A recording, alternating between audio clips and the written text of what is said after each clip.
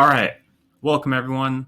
Mr. Din here. Obviously, I am not at school. I am off enjoying my vacation that I decided to take at the beginning of school and not being around you all. But, but that doesn't mean that Mr. Din has nothing for you all to do. I thought about this. I thought to myself, well, maybe I'll go and just give the sub a movie for y'all to watch. Maybe I'll have them do nothing. But then Mr. Din was peer pressured into actually giving y'all work. So I figured out the best way for y'all to get some instruction when I'm not there is to go and make this little video tutorial. So I apologize if it's going to be a little long-winded. I don't have a real clear, concise script, but I am going to go through and start introducing how we're going to get to work on our first real project of the year, which is going to be this low poly animal project that we briefly talked about the last class. So I'm going to go ahead and just pull the slideshow up. I'm going to go through the slideshow like I would on any normal class. And as you all are coming into class today, just make sure to sit down on your computer, log on, and then open up Photoshop CS6, because like I said, we're going to start work on a project today that utilizes it. So let me go ahead and switch over to my slideshow. And again, as I'm going through this slideshow right now, if you're having a hard time seeing it on our video that I'm putting here right now, just note that you can go over to our MyMCPS Classroom page, go to our modules, and this will be located on the week 2 slideshow module. Specifically, this slide starts at about slide 44. I have a little table of contents listed on there as well. So if you want to follow along with me, you can pull up this slideshow on your own computer. And then, like I said, from here, navigate down to slide 44. All right, so in terms of what we're going to be doing today, as we said last class, we're really only going to get started work on this low poly animal project. I'm not going to go over how to actually turn the photo into this low poly style, but there are some things that we need to prepare. It shouldn't take the entire time that we're going to have in class these next 2 days. But hopefully by the end of it, you'll have everything we need prepared. That way, when I'm back in class on Monday, we'll really be able to hit the ground running on this project. So in terms of our objective, you all will select the animal photo that you're going to make your low poly image based off and begin prepping the image to turn it into this low poly style.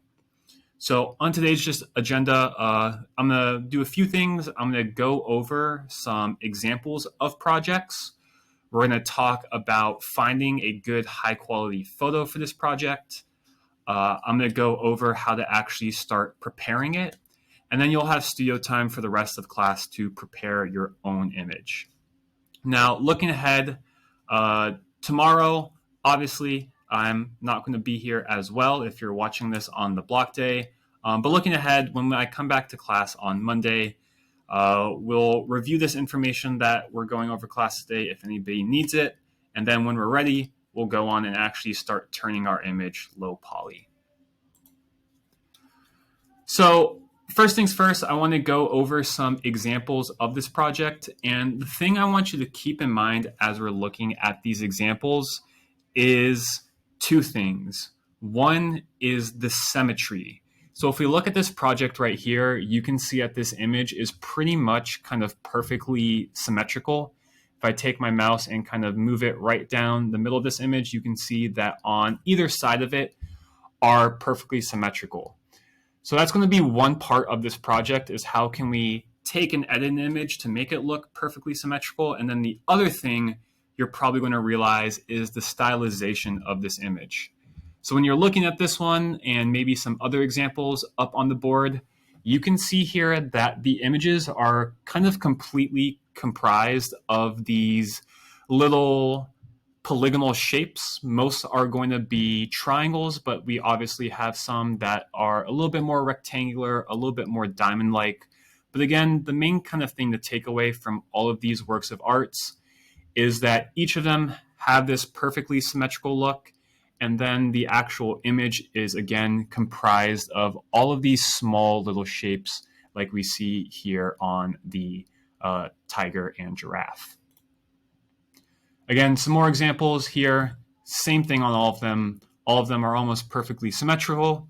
And then again, the image is comprised of these small little triangles. So you might be saying in your head, well, Mr. Din, this looks confusing. This looks hard to do. I'm not sure I can make something like this. But trust me, there's a reason we're doing this assignment first, because it's really a simple way to turn an actual picture of something into something a little bit more stylized, a little bit more artsy and stuff. So before we go and talk too much in detail about this specific project, I want to talk a little bit about what is low poly art, because it's good to have an understanding of what we're trying to create before we go and actually create it.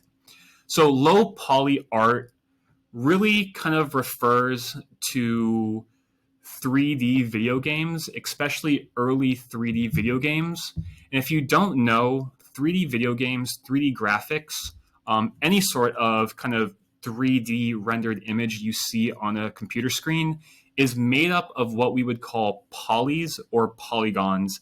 And these are small triangles or kind of rigid square-like diamond shapes that comprise 3D video games, animation, and digital art.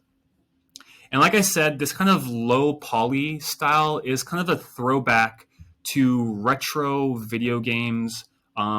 Think of consoles like the PlayStation 1, Nintendo 64, Sega Dreamcast, these kind of older 3D video game systems that rendered everything in a little bit more of a kind of stylized, blocky look. So, for example, if you look at this picture over here on the left side of the screen, this is an example of Lara Croft from the Tomb Raider series and how her character model has evolved and gotten a little bit more advanced over time. And the one thing I want you to pay attention really is kind of this profile of her face with her forehead and nose. And as you see, this early version over on the left-hand side is very kind of like rigid, very squared off, very angular. And over time, the look of her face has gotten a lot more softer, a lot more naturalistic. And that's because on modern video game systems, we have the ability to render hundreds, thousands, tens of thousands of these little triangles. And when you kind of build a character with all these triangles in that amount, to that degree, with thousands and thousands of them, you can create something that gives the illusion of it looking kind of natural and soft and round. But in reality, like I said, really all 3D graphics you see nowadays are made up of these little tiny polygons. Now, like I said, older video game systems and older hardware couldn't display as intricate of detailed things. So although they are going through and in this example image up here, displaying basically the same woman, they've sculpted the same person, you can see that this image over here on the right-hand side, which is more representative of what this woman would look like on a older video game system, where you can't render as many of these intricate little shapes and have as much detail. It's the project we're going to be doing is much more reminiscent of that. And like I said, this is simply because these older video game consoles couldn't render these tens of thousands of polygons. Nowadays, like I said, they're so small and numerous, they can almost be invisible. Again, if we look at something like this picture of Kratos from God of War, the version on the PlayStation 4, one of the latest versions, he is compromised in just his face alone of about 32,000 of these little shapes. And when you have that many shapes, you can see here that it creates a very nice, very rounded, very lifelike looking image. Whereas if you go back a generation to the PlayStation 3 version, it has about 6 amount of the polygons. And you can see here that still looks pretty naturalistic. But when we jump back in time to the PlayStation 2 version, you can see here that his face is getting a little bit more squared off. There's a little bit less detail. They don't have that kind of raw horsepower you need to render, thousands and thousands and thousands of polygons. And again, here you can see his face is getting just a little bit more simplified, especially towards the top of his head. Here, again, on the right-hand side, the most recent image looks a lot more rounded versus the version over here that's a bit more squared off. And again, like I said, this is exactly what we see on this picture of this low poly woman right here. You can really kind of clearly see the shapes and the kind of faces of them, where as we go back to the higher polygon version, those are a little bit more kind of smooth and blended in. And again, some new video games too use this low poly aesthetic because it gives a sense of nostalgia. Up here, I have a screenshot of the game Astroneer, and you can see in the background here, the background is compromised of these polygonal shapes. You can see all these little triangles that are making up the surface of the background. And this is, like I said, something a lot of new video games do because they're trying to capture this like older aesthetic, and oftentimes it'll run better on computers and just kind of function a little bit easier, especially for somebody who is, making a video game too. It's a little bit easier to do. So although we're not going to be making actual 3D models for this project, we're going to go through and basically take an actual photo and show you how you can use some simple Photoshop commands to essentially turn any photo into this kind of retro video game, PlayStation 1, Dreamcast era styled imagery. And again, you can see here up on examples up on the board, some more examples of images in this low poly style. All right, so that's enough about low poly art. Now let's talk specifically about what we're doing for this class. So like I said, for this class, what you're going to do is hopefully you've had an opportunity to brainstorm a little bit about what animal you want to use for this project. Again, when we're doing this project, you kind of want to think of an animal that represents you and your personality and temperament. Obviously, if there is an animal that you really want to choose because you think it looks cool, go ahead, use it. But in this class, for most of our assignments, whenever we do something, I'm going to try and ask you to pick something that kind of speaks to you and your personality. Now, once you have an image of an animal in mind, the next thing we need to do is we need to find a really good, high-quality image of that animal's face. Specifically, we need to find an image of that animal that's looking straight at the camera, so its face is bilaterally symmetrical. And what I mean by bilaterally symmetrical is, again, if I go through and look at an image of what animal you should choose, I should be able to see that, if I were to draw a line down the middle of that animal's face, that the left and right side of that image are similar. They mirror each other. And again, bilateral symmetry, I'm going to say that term a lot, just refers to an image or object that mirrors itself along a central line. So like I said, if we look at this example of the goat right here, the left and the right side of the head are a little bit different, but pretty much the same. Same thing with the cat. Whereas if we go back to these pictures of the fox right here, this one's face is pretty good because, again, the left and right hand side are pretty much the same. Whereas this image of the fox over here and then this image of the fox over here are not. Now, when you are looking for images of your animal, it is okay if it's like the fox over here and its face is bilaterally symmetrical, but its body isn't. Because eventually for this project, what we're going to do is we're going to kind of cut the head off the animal anyways. So as long as its head and face is symmetrical, if the body is sticking off to one side or its neck is sticking off to one side, then that will still be okay for this project. And I'll show you my example in a bit and why it works too. So what you're going to do is, like I said, during class today, the first thing you want to do is you want to go and find a real nice, high quality image of whatever animal you choose. One thing I'm going to ask that you do is that you avoid using photos from Google Images, as most likely this will not give you a high quality image. It will most likely give you a pretty low resolution one, because that's just the type of images that we mostly find on Google Images. In addition to, on Google Images, you're going to find lots of examples that have watermarks like this one down the bottom left-hand corner here that may affect your artwork as well. Hey, Jen, I'm recording a little video. Don't worry too much. Sorry about that.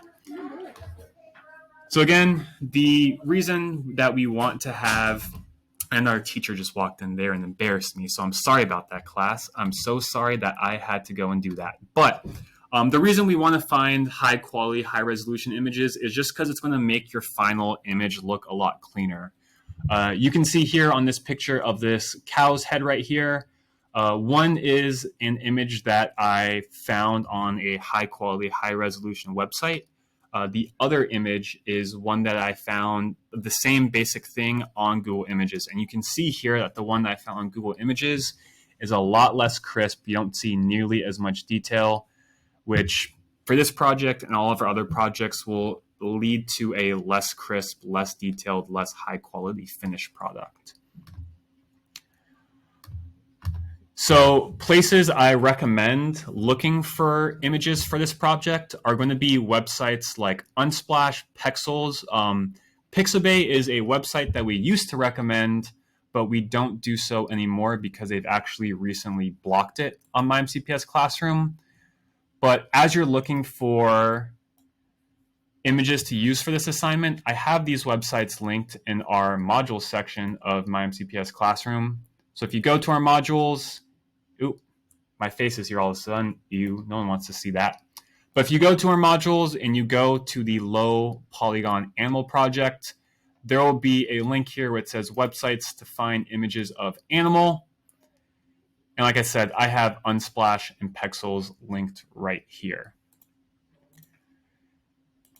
Now, the reason, like I said too, that I really want you to make sure you're finding an image that's bilaterally symmetrical is for this project, it's really going to save you some time and make your life easier. So again, for this project, what we're going to do is we're going to find a picture of this animal that's bilaterally symmetrical. For me, I'm going to use this picture of this giraffe right here. And to do so, the first thing we're going to do, and the goal by the end of class, is to have an image that looks like this. But the first thing we're going to do is we're going to take a picture of our animal and place it on a Photoshop document. We'll then remove the background from the picture. And finally, we'll take that picture and we'll cut it in half, kind of like this little series of images I have up here on the board. And this way, when we're making our little bilaterally symmetrical image of our animal, we only have to worry about doing one half or converting one half of the image to this low poly style, which will save us time because we don't have to do the full image. We only essentially have to do half the work. But also, when we go to kind of finish this image, and like I said, instead of having to worry about low polying the entirety of the animal's face, we can simply just take this image, duplicate and mirror it, stick them together, and then that will leave us with a image that is fully low poly, but also it'll give us a perfectly symmetrical image to complete this low poly style, which again, in the end, is going to give us an image that looks just a lot crisp, a lot more clean, very intentional. And if, again, this is something that's, sounding a little bit hard for you to do, trust me, it'll be super easy, and hopefully the rest of this tutorial will get you set up to do that. But basically, by the end of this week, at the end of Friday's class, the goal I have for everybody is to get an image that kind of looks like this. Again, you're going to find a bilaterally symmetrical image of an animal. You're going to cut out its head from the background and divide that image in half. So during the next week, when we come into class, we can turn half of that animal's head into this low poly style. We can duplicate it, mirror it, and that's really all there is going to be to this project. It shouldn't take us more than to the end of next week. So, like I said, I'm not necessarily going to pause this video and give you the 5 minutes to do this. I'm going to kind of keep chugging along. But I will let you know that this video I'm going to be recording right now and posting will be linked on our MyMCPS Classroom page. So you'll be able to easily come back to it on your own screen. For now, just kind of follow along with me. But eventually what you're going to do is, like I said, before you start working in Photoshop, you're going to go onto one of those high quality image websites. I recommend Unsplash, Pexels. There might be some others you can use, but there'll be plenty of images on these websites. And again, you want to find an image where the face and head of whatever animal you want to make this project based off is bilaterally symmetrical. So again, we want to see something where the head is the same on both sides as opposed to something looking off at a kind of side or rear view. Now, once you have gone through and picked out your image, the next part of this little video is going to be me demoing how to start your project document, how to add your photo of your animal, how to remove the background of the photo, and then how to cut it in half and save what you've done so far in class. And again, the goal of class today is to take an image that looks like this one I have here on the left-hand side, and then eventually get to something that looks like this on the right-hand side. That'll give us a great starting point. So when we come into class on Monday, we just have to worry about turning this low poly. So like I said, to do so, first things first, I'm going to go over to unsplash.com. And again, I want to do a giraffe for my project. So I'm just going to go and look up a picture of a giraffe. And I saw my face pop up there. I'm sorry you have to look at this. But when I'm going through, like I said, I'm going to look through the photos. A lot of these would work. One thing I recommend, though, is when you're picking a photo of your animal, to use something where the animal's face is nice and big on the screen. So in this example that I'm going to demonstrate with, that you saw up earlier on the slideshow, is great. The animal's face is nice and big on the screen. I'm just going to go ahead and in Unsplash, I can click this little arrow right here, and I'm going to download the original size image, which is going to give me the nicest, most high quality version of it. Now, say you want to do something like this version of the giraffe that's sticking out its tongue. That's probably completely okay. I can zoom in here and I can still see that there's lots of detail in the face of the animal. So if you want to do something like that, probably fine. One thing I would recommend not doing is using an example where the face of your animal, although it might be bilaterally symmetrical, is far away. So an instance or a case of something like that, a good example would be something like this giraffe right here, where although it is a nice high quality image, it's a super high resolution image. Even if I go download it real quick and open it up, even though this animal's face here is roughly bilaterally symmetrical, it's still like too far away from the animal's face. And if I were to go and zoom in here, you can see here that, there's probably just barely enough detail for me to get a kind of good final image out of. But I would say that if you really have to zoom into your animal's face just to kind of make it nice and big, that I would avoid using that image. Because again, our final image that we make for this class, if I go back and pull up some of the examples here, it's mainly going to be just the animal's head. So as much as possible, choose an image where you can find one where the animal's head is kind of big, nice and centered in the middle. So I have my image of my giraffe downloaded. Like I said, I hope you can find an image of whatever animal you want to use. If in the case that, say, you want to do an animal that you cannot find a good picture of, I'm just going to type in a random thing. I don't know, maybe a baboon or something, which you could probably find. And If you have to use an image off of Google Images, the one thing I would recommend is where it says Tools right here on Google Images, to click that. From size, choose large images, because that's going to make sure at the very least that whatever images you get aren't going to be too small and too low resolution. Another thing you can do to check the size of an image in Google Images is whenever you click on the thumbnail, you can hover over the image. In the bottom right hand corner, you'll see the size. And if it's anything like less than 1,000 by 1,000 pixels, I would suggest that you not use it. The other type of image I would suggest not using is one where, for this one, his face is taking up the entirety of the border. These projects tend to look best if I go back to it and pull up some of the other examples when the image is kind of nice and centered in the screen, but not too big that like it's going and stretching off to the side of the image. I tend to think the best ones are examples like this giraffe or this tiger or this wolf right here, where you can still see a little bit of a kind of border of the background behind the image as well, which is just going to make it look a little bit more cleaner, a little bit more emblematic, just a little bit more professional.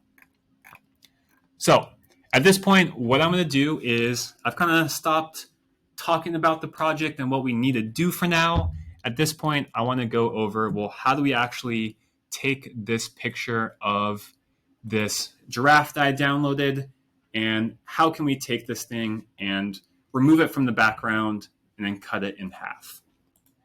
So first things first, we need to create our document. So now that I have Adobe Photoshop CS6 opened, and if you forget how to find it, easiest way, click the search bar in the bottom left-hand corner of your screen, type in Photoshop, and remember to select the CS6 version, not the 2023.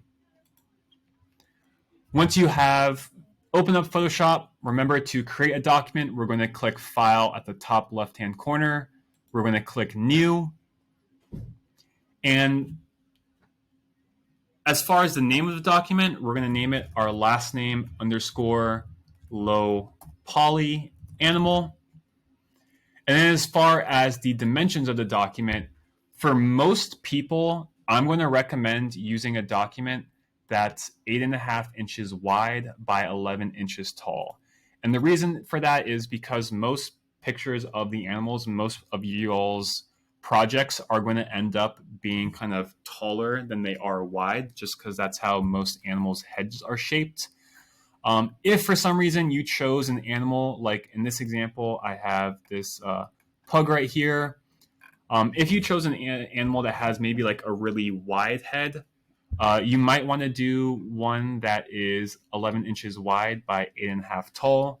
But for most scenarios, just go ahead, keep it 8.5 inches wide by 11 inches tall.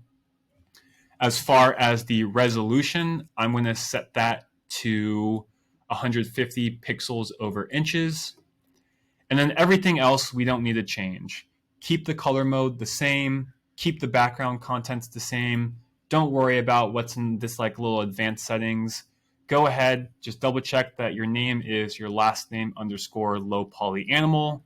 The width and height are set to 8.5 by 11, and the resolution is 150 pixels per inch. Once you do all of that, go ahead and hit OK. And now that we have created our document, we now need to go in and place a picture of our animal. So what I'm going to do is I'm not just going to copy and paste it into the image. I'm actually going to show you another way to add the image of your animal, and that's by placing it in. So I'm going to go to File at the top left-hand corner. I'm going to select Place, and then I'm going to go in and find wherever I saved that picture of the giraffe I'm going to use. So most likely it'll be in y'all's downloads folder. If it's not in your downloads, most likely it'll be in your documents or your pictures folder. If you can't find it in any of those folders, one thing you can do is, if I'm going back to Unsplash, for example, I'm just going to pick a random image. When I go to save it, instead of just clicking the little download button at the top right-hand corner, if you're really having a hard time figuring out where you save the image, you can always go click the image to make it as big as possible on your screen.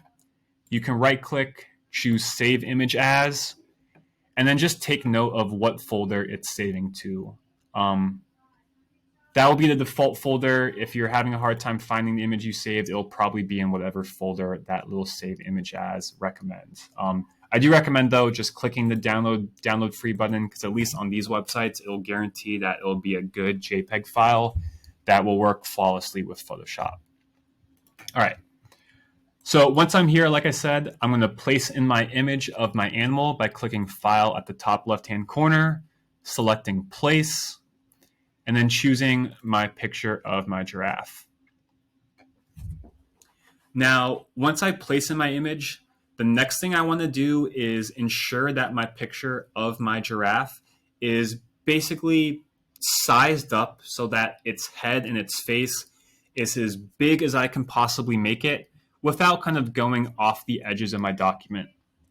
So to do so, I'm going to zoom out by pressing Control and minus on my keyboard a couple times. And you notice when you place in an image, it's going to make it so that it's not too big for your document. And we can size the image up by going to the corners of the image, grabbing any of these little markers on the side, top, or corners, and just kind of clicking and dragging them to move your mouse, which will stretch the image out. Now, one thing to keep in mind is you can see here by default, if I just click and drag the corner of the image, it's going to go through and kind of stretch it out in maybe a little bit of a wonky way. So I might accidentally stretch out in a way that makes the image too wide, so my giraffe has kind of like a football head, or you can actually stretch it out too tall so that the image becomes a little distorted and a little bit too tall. If you want to avoid that, after you go to File and you place in your image, again, I'm going to press Control minus a couple times to zoom out. If you hold the Shift key on your keyboard, you grab the image in the bottom corner or top corner, just one of the corner little nodes right here. And again, while holding Shift, I click and drag my mouse. I can scale up the image, and no matter kind of how I move my mouse, it'll scale up the image uniformly, so it won't distort the image in any weird way. So again, what I'm going to do is I'm just going to go and scale my image so that my animal's head is as big as I can possibly make it while still fitting on the document. One thing I might also notice is it looks like my animal's head has a slight tilt to the left. So if I hover my mouse outside of this little box that contains the image, I can actually click and drag and rotate my animal's head. So again, say you found a really awesome bilaterally symmetrical image of whatever animal you want to use, and its head is a little tilted. Don't worry, because once you go to place it in, you can just tilt the picture so its head and face is kind of facing straight at you. Now, once I've made my image the correct size, I have it as big as I possibly can while still fitting in the dimensions of the artwork. I'm going to press the little check mark at the top of my screen that says I'm good with how it's placed. I'm going to press Control and 0 to reset my screen, zoom back in.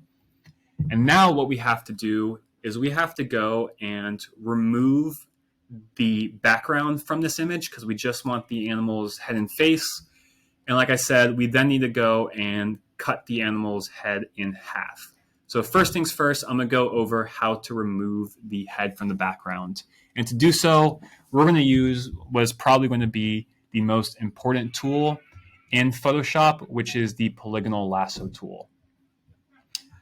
Now, before we can do anything to that, though, there is a little weird thing that when you place in an image into Photoshop, instead of copying and pasting it, if I want to do anything like remove the background from an image, there's one specific little trick that we have to do called rasterizing the layer. And to do so, if you notice here at the bottom right-hand corner of the little thumbnail for the image on this little layers panel, you can see here has this little icon. It looks almost like a little floppy disk. If I right click the name of the layer, and again, it's a little specific because if I right click the thumbnail for the layer, the option won't pop up. But if I right click the name of the layer right here, I can select this option that says rasterize layer. And again, I'll show you this, whereas I try to go with my eraser tool right now and erase, it's not going to let me because it says that the layer must be rasterized. So I'm going to go right click the name of that layer. I'm going to choose rasterize layer.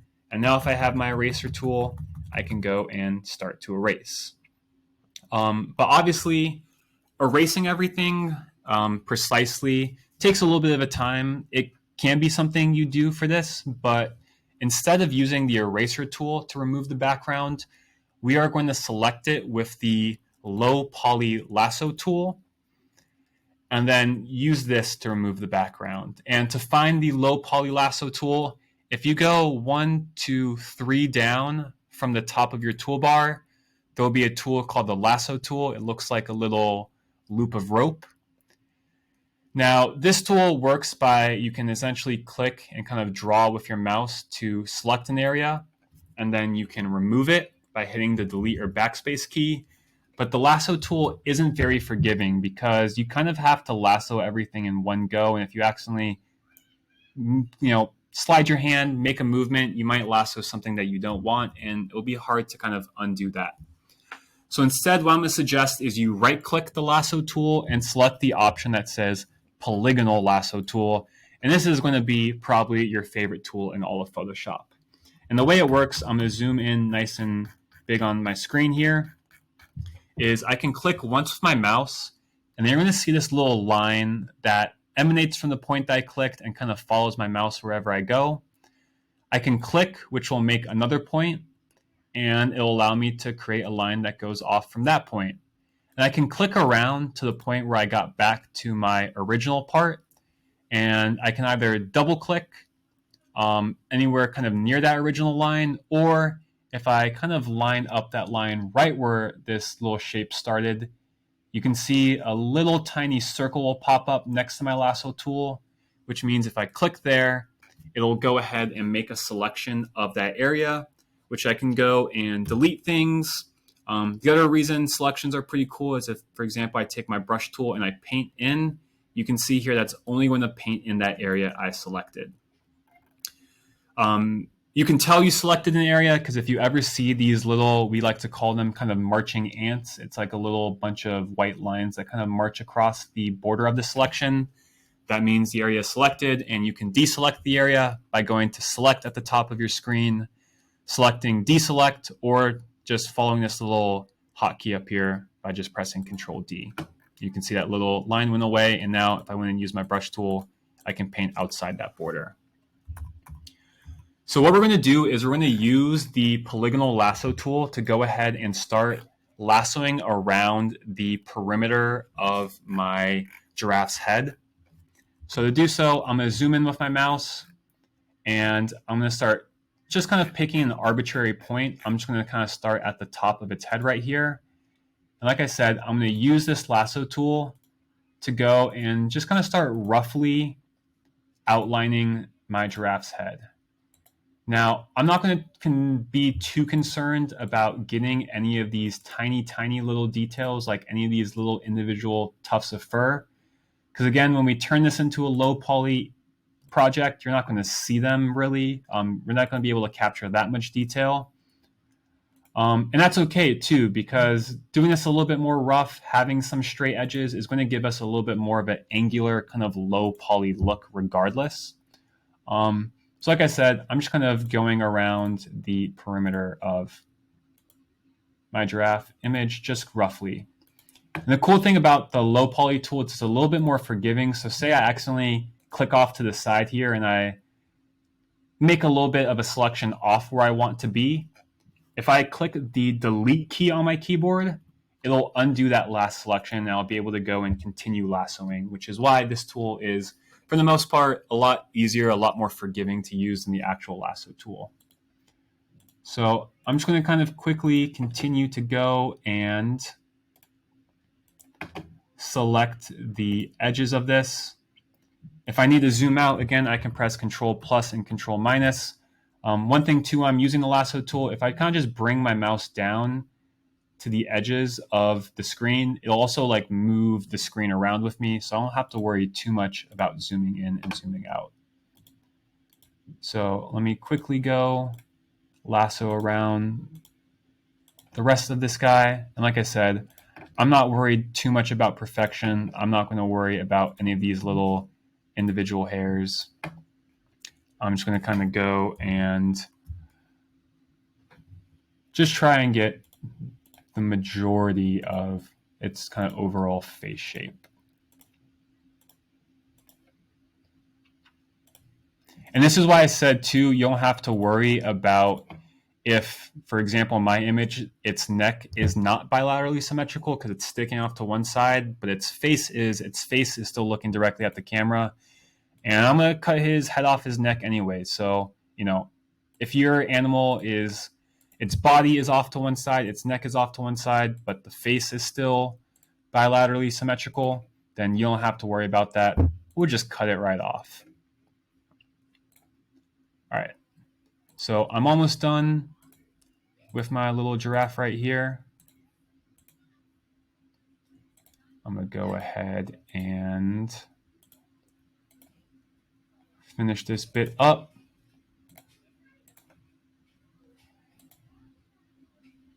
And like I said, now that I'm coming back to the original starting point where I've started to make my selection,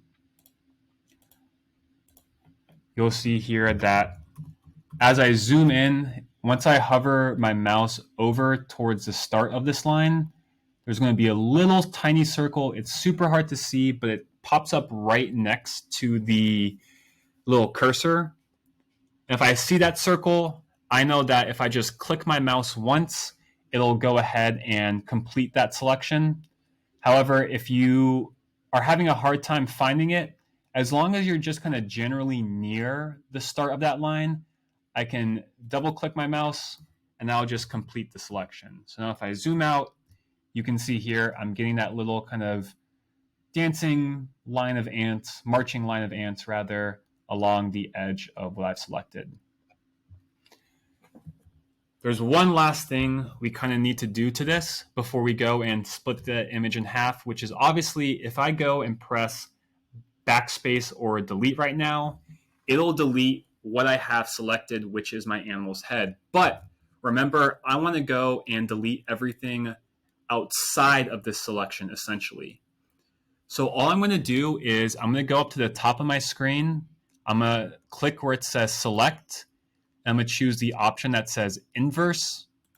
Alternatively, once you've made a selection, you can also right click with your mouse and choose the option that says select inverse right here. And this will make it now so I have all the pixels outside of the area selected. And now if I hit delete on my keyboard, it'll go through and delete everything but the area that I lassoed around. Now, to unselect that area, I'm going to press Control and D on my keyboard, or again, click select at the top and choose deselect so I can get rid of that little line of dancing ants. And really, the last thing that I need to do to this image is cut the animal's head in half. So to do so, I'm going to select the tool that's right above my polygonal lasso tool. It'll be called the rectangular marquee tool. If for some reason you can't find it, you can right-click the tool right above the lasso tool. You might be on the elliptical or single row tool. And again, just select the rectangular marquee. Now with this, I'm going to click and drag my mouse to create a box that roughly covers just half of my giraffe's head. So you can see here, when I made my box, I didn't completely cover the giraffe's head like directly down the middle. I probably got a little bit more of the right side of the head selected as opposed to the left. But what I can do with my mouse is just using my arrow keys. You can see here if I hold the arrow key, it'll actually move that selection. So I'm just going to use my arrow keys to kind of go and bring this little selection box over. So again, this little selection box is basically splitting this animal's head in half right down that line of symmetry. And from here, all I'm going to do is once I have that as close as I can to right in the middle of my animal's face, I'm going to go ahead and again press delete or backspace on my computer to delete that half of the animal's face. And then I'm going to click select, deselect to unselect. And at this point, I am pretty much done with all I need to do for class until I get back. Like I said, once I get back, I'll show you the process of actually going through and turning this animal's head into this low poly style image. But until then, if by the end of Friday's class, you can end up with an image like I have over on the right-hand side of my screen, then you are like golden. You are perfect. We're going to be able to hit the ground running and start real work on actually turning this image low poly. If for some reason you're not able to, one thing I would always ask you to do is ask a classmate for help. Ask someone else in the room if they can help you out with this. And if you're still really struggling, like I said, give it your best shot, give it your best attempt. And if not, I can always help you when I'm back in class on Monday. You can always shoot me an email as well. For anybody too that's having trouble logging onto Photoshop, opening up your stuff, Mateos, if you see there, I know I'm not able to log on to the computer for you. Don't stress about it. Like I said, in reality, this whole process, I know this is a long-winded video, but it should take maybe 15, 20 minutes. So I'll be able to get you caught up when we come into Monday's class as well. But I do want everybody to at least try this. And I'm excited to see the results, to see if I made a good tutorial or not, or if all of y'all are just sleeping and tired, in which case, I'm sorry I made something so boring. I was trying to help. Jeez. But like I said, basically for the rest of classes, these Thursday and Friday that I'm not here, again, what you're going to do is I can't like not move my head around here. That's weird. What you're going to do is, like I said, you're going to create that 8.5 by 11 inch document with that resolution of 150 pixels per inch. You're going to find, download, and place an image of your animal into that document. You'll then rasterize the image, use the lasso tool to select the animal's head. Afterwards, you will inverse your selection, delete the background, and use that rectangular selection tool to, like I said, delete just one half of the animal's head. Again, you'll basically have Thursday and Friday's class to get this done. And if you need some additional help with this, or if there is any steps that I glossed over, I didn't go over well enough, this little video that you are watching right now, if you go to our low poly animal project module on my MCPS Classroom, I'm going to be pasting it into this little video or this link right here. So you can pull open this video. It'll just be a YouTube video. You can go over to the time that we start working on whatever part that you need help with, and hopefully this video will be a good little thing that you can follow along as you are working on getting this done. But like I said, my goal for everybody is for everybody by the end of this week to have an image that looks like that on their screen. If you get this done by Friday's class, like I said, you are going to be golden. We're going to get you started on Monday actually turning it low poly. And again, if you're not able to get it done by the end of Friday's class, don't stress yourself out too much. I'll help you out with this, but it'll just take a little bit more work. It'll take you a little bit longer. But like I said, it's totally okay. And I understand I'm not the best with these video tutorials anyhow too. So I think that's everything that I need to cover. If anybody is finished early, I know especially this Thursday is going to be a block day. I just recommend using the rest of time in class to continue experimenting with Photoshop. On Monday's class, like I said, the expectation is that hopefully a lot of us will be ready to start making the image low poly this assignment and this project will pretty much only take next week to do. And then, like I said, if you do finish early, feel free to use the rest of the time in class to continue experimenting with Photoshop. If you need to turn in the pre-assessment and digital art example that we did last week, make sure to get those in as soon as possible. And then finally, if you have done everything, you experimented with some Photoshop, you can feel free to go use your phone a little bit, surf the internet, mess around with the computers. Just please don't give our sub a hard time, or bad stuff will happen to you. And we don't want bad stuff happening to you. Who knows what will happen? I don't know, but it will be bad. I don't want that happening to you. You specifically, person listening to this right now. And then again, for student time expectations, like I said, just make sure you're focusing on the assignment. And if you really do need to reach out to me, please just make sure to send me an email to my email linked on my MCPS Classroom. At this point, this little video recording has been going on for almost an hour. I don't want you to listen to me the whole time, so I'm going to go ahead and stop it. But hopefully, like I said, this is enough information for you to kind of prepare your image for next week.